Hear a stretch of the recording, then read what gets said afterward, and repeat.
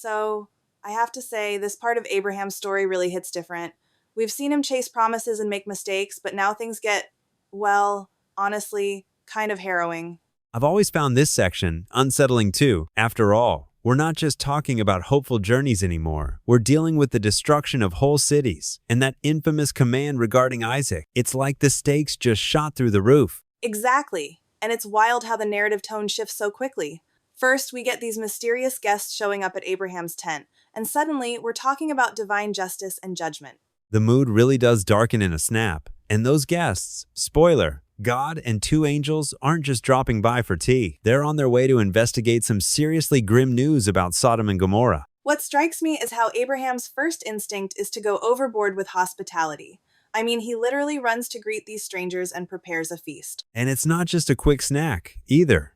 He's pulling out all the stops, which really says a lot about the ancient world. Hospitality wasn't just nice, it was a survival skill, a sacred value. That makes me think about how the story sets up a huge contrast for what comes next. Abraham's tent is a place of welcome, but Sodom is, well, the opposite. Yeah, the contrast couldn't be starker.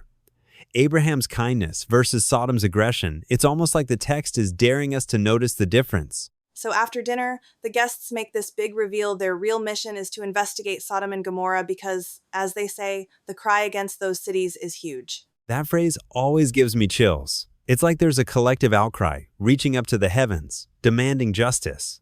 And God actually listens to that cry, which is pretty intense. I know, right? It's not just some abstract judgment. There's this sense that suffering cries out, and the divine response is to investigate, to see if things are really as bad as reported. It sets up a fascinating conversation about justice. God isn't acting blindly. There's an inquiry, a weighing of evidence. That's so different from the way ancient gods are usually portrayed. But what really blows my mind is what Abraham does next. He doesn't just accept what God says, he actually pushes back. He's like, wait, are you really going to destroy the righteous with the wicked?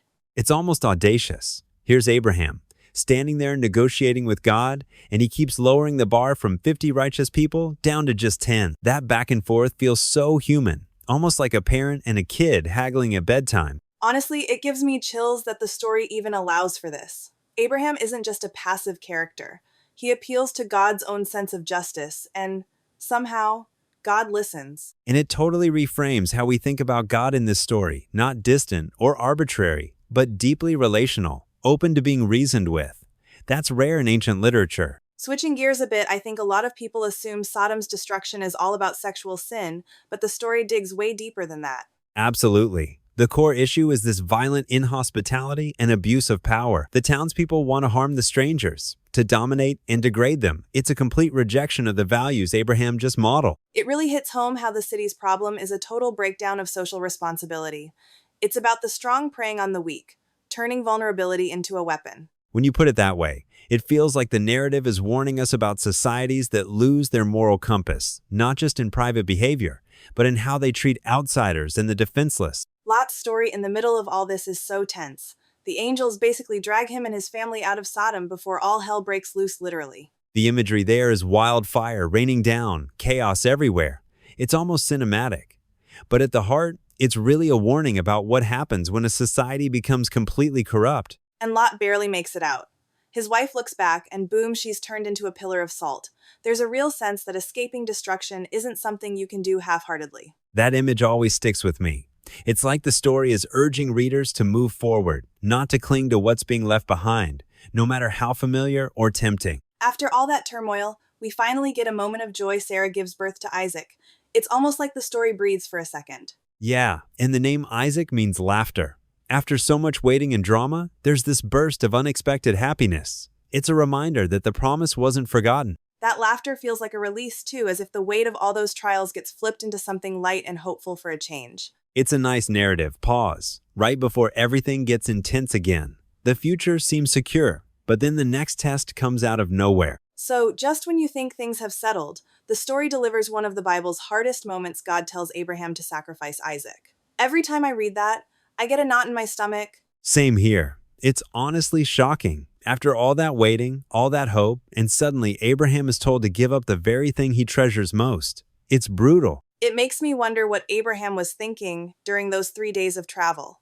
I can't imagine the emotional turmoil wanting to be faithful, but also probably terrified and confused. And Isaac, carrying the wood for his own sacrifice, that image is just haunting. It's like the story wants us to feel every ounce of the tension. Understanding the ancient context actually changes how I see this story.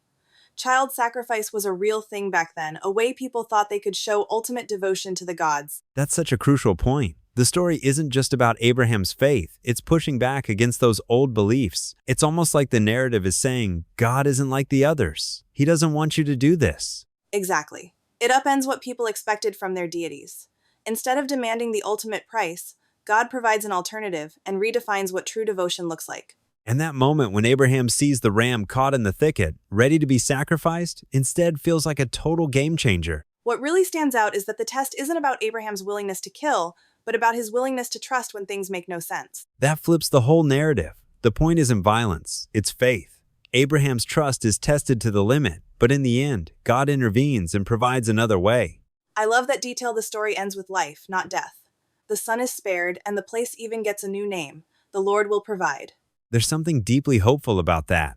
Even at our lowest, the story says provision is possible, and that trust might open doors we never saw coming. When you step back, these chapters actually paint a portrait of a God who embodies both justice and mercy. Abraham bargains, Lot is rescued, Isaac is spared. There's this thread of relationship through all the chaos. It's fascinating how much room there is for human voices in these stories. People challenge, question, and even negotiate.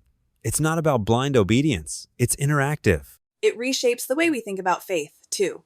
Instead of being passive, it's a partnership, a willingness to wrestle, to question, even when answers are hard to find. And maybe that's why these stories still resonate. They leave space for struggle and doubt, but also for hope and provision. Thinking about it all, I'm struck by how relevant these ancient stories feel. They challenge us not just to trust, but to act justly and care for the vulnerable. So true. The sin of Sodom isn't some distant relic. It's a mirror for societies that forget compassion. And the story of Isaac reminds us that real faith can mean holding on when nothing makes sense.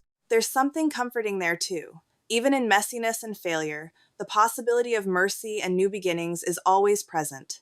And maybe that's the real heart of these stories. We're invited to wrestle with them, not just accept them. They're meant to provoke, to stretch, to deepen our understanding of faith and justice. So, with Abraham's biggest test behind him, the story's focus shifts.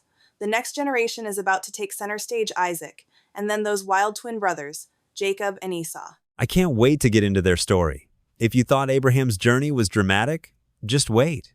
There's sibling rivalry, deception, even literal wrestling with God coming up. Yeah, and it really drives home that the path of faith isn't ever straight or simple. It's messy, unpredictable, and yet somehow still anchored in promise. That unpredictability is what keeps me hooked. Every generation stumbles, questions, and yet the story keeps moving, always inviting us to decode what faith really means in our own lives.